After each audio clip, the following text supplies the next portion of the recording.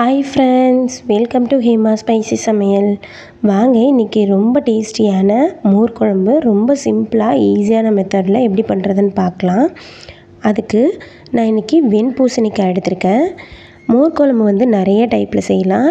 வெண்பூசணிக்காய் சேர்த்து பண்ணும்போது ரொம்ப டேஸ்ட்டு நல்லாயிருக்கும். இன்றைக்கி ஒரு 2 பீஸ் அளவுக்கு வெண்பூசணிக்காய் எடுத்திருக்கேன். அதில் இந்த மாதிரி விதை பகுதி எல்லாத்தையுமே எடுத்துட்டு மேலே தோல் எல்லாத்தையுமே பீல் பண்ணி எடுத்துக்கலாம். இந்த மாதிரி எல்லாத்தையும் பீல் பண்ணி எடுத்துட்டு இந்த மாதிரி குட்டி குட்டி பீசஸாக கட் பண்ணி எடுத்துக்கலாம். இந்த வெண்பூசணிக்காய் பார்த்திங்கன்னா உடம்புக்கு வந்து ரொம்ப குளிர்ச்சியை தரக்கூடியது. இதை வந்து மோர் குழம்புல சேர்த்து சாப்பிடும்போது நமக்கு ரொம்ப நல்லது உடம்புக்கு. இப்போது மோர் குழம்பு பண்ணுறதுக்கு ஒரு சின்ன கடாய் வச்சுருக்கேன். அதில் 1 கிளாஸ் அளவு தண்ணி சேர்த்துருக்கேன். காய் வேகிறதுக்கு அந்த கட் பண்ணி வச்சுருந்த வெண்பூசணிக்காவை இதில் சேர்த்துக்கலாம். சேர்த்துட்டு க்ளோஸ் பண்ணி வேக விட்டுக்கலாம். ஒரு 5 நிமிஷம் வேகட்டும். அதுக்குள்ளே நம்ம மோர் குழம்புக்கு தேவையான தேங்காய் விழுதை அரைச்சி எடுத்துக்கலாம். இப்போது நான் ஒரு அரை மணி நேரத்துக்கு முன்னாடி 1 டீஸ்பூன் துவரம்பருப்பு, 1 டீஸ்பூன் கடலைப்பருப்பு, 1 டீஸ்பூன் பச்சரிசி எல்லாத்தையும் ஊற வச்சு எடுத்து வச்சுருக்கேன். அது கூடவே 3 பச்சை மிளகாய் சேர்த்துருக்கேன். 3 துண்டு தேங்காய் சில்லை சேர்த்துருக்கேன். இது வந்து கட் பண்ணி சேர்த்துக்கோங்க. மிக்ஸி ஜாரில் சேர்க்கும்போது 1 டீஸ்பூன் அளவுக்கு ஜீரகம் சேர்த்துக்கலாம். கொஞ்சமாக கொத்தமல்லி தழைகள் தண்டோடவே சேர்த்துக்கோங்க. நல்ல வாசனையாக இருக்கும் குழம்பு.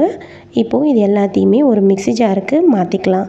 மாற்றிட்டு நம்ம நல்லா திக்கான பேஸ்ட்டாக அரைச்சி எடுத்துகிட்டு வந்துக்கணும்.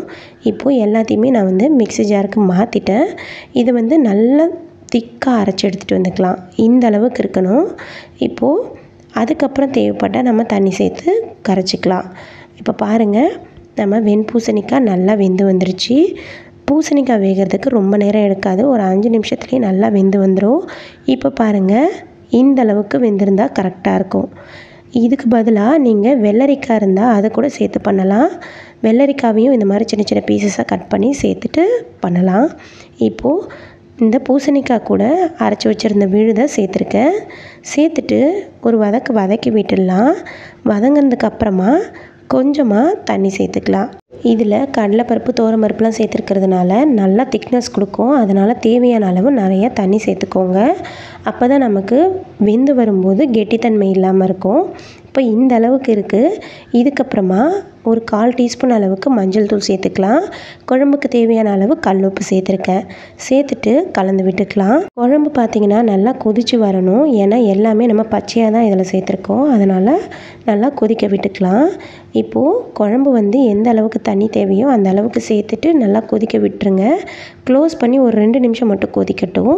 அதுக்குள்ளே நம்ம வந்து தயிரை வந்து அடித்து எடுத்துகிட்டு வந்துக்கலாம். இது வந்து பார்த்திங்கன்னா நான் வந்து வீட்டிலையே ரெடி பண்ணியிருக்க தயிர். ஒரு 1/2 லிட்டர் பாலில் நமக்கு இந்த அளவுக்கு தயிர் கிடைக்கும். ரொம்ப கெட்டியாகவும் இருக்கும். தயிர் ரொம்ப டேஸ்டியாகவும் இருக்கும். கடையில் வாங்கக்கூடிய தயிர் பார்த்திங்கன்னா இந்த அளவுக்கு கெட்டியாக இருக்காது. டேஸ்ட்டும் அந்த அளவுக்கு இருக்காது. அதனால் நீங்கள் வீட்டிலையே ரெடி பண்ண தயிராக இருந்துச்சுன்னா ரொம்பவே டேஸ்டியாக இருக்கும். இது எல்லாத்தையுமே ஒரு மிக்ஸி ஜாருக்கு மாற்றிருக்கேன். 200 ml அளவுக்கு தயிர் இருக்கும். இதை வந்து பீட் பண்ணி எடுத்துகிட்டு வந்துக்கலாம். இப்போ பாருங்கள், குழம்பு நல்லா கொதித்து திக்காகிடுச்சு. கலர் நல்லா சேஞ்ச் ஆகி வந்துடுச்சு பாருங்கள். இப்போ இந்த குழம்ப ஸ்டவ்லேருந்து இறக்கி வச்சிடலாம். ஆஃப் பண்ணிடலாம். இப்போது இதுக்கு தாளிப்பு சேர்க்கணும்.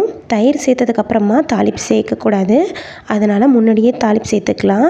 இப்போது ஒரு சின்ன பேனில் 2 டீஸ்பூன் அளவுக்கு ஆயில் சேர்த்துருக்கேன். 1/2 டீஸ்பூன் அளவுக்கு கடுகு உளுந்து சேர்த்து பொரிய விட்டுக்கலாம். கடுகு நல்லா பொரிஞ்சதுக்கப்புறமா ஒரே ஒரு வரமிளகாய் சேர்த்துக்கலாம். வரமிளகாய் நல்லா கலர் சேஞ்ச் ஆனதுக்கப்புறமா ஒரு கொத்து கருவேப்பிலை சேர்த்து நல்லா பொரிய விட்டுக்கலாம். இப்போது ஆல்ரெடி இறக்கி வச்சுருக்க குழம்புல இந்த தாளிப்பை சேர்த்து நல்லா மிக்ஸ் பண்ணி விட்டுக்கலாம். தயிர் சேர்க்கும்போது எப்போவுமே சூடு இருக்கக்கூடாது. ஸ்லோ ஃப்ளேமில் வச்சு சேர்க்கணும். அப்படி இல்லைன்னா ஸ்டவ் ஆஃப் பண்ணுறதே நமக்கு நல்லது. ஏன்னா தயிர் சேர்க்கும்போது நமக்கு திரியறதுக்கு சான்ஸ் இருக்குது சூடோடு சேர்க்கும்போது. இப்போ பாருங்கள், ஸ்டவ்வை நான் ஆஃப் பண்ணிட்டேன். அடித்து வச்சுருக்க தயிரை கொஞ்சம் கொஞ்சமாக இந்த மாதிரி கரண்டியால் மிக்ஸ் பண்ணிக்கிட்டே சேர்த்துக்கோங்க. இப்போ நான் சேர்க்குற மாதிரி. அப்போ தயிர் வந்து திரியறதுக்கு வாய்ப்பே இல்லை. சூப்பராக இருக்கும்.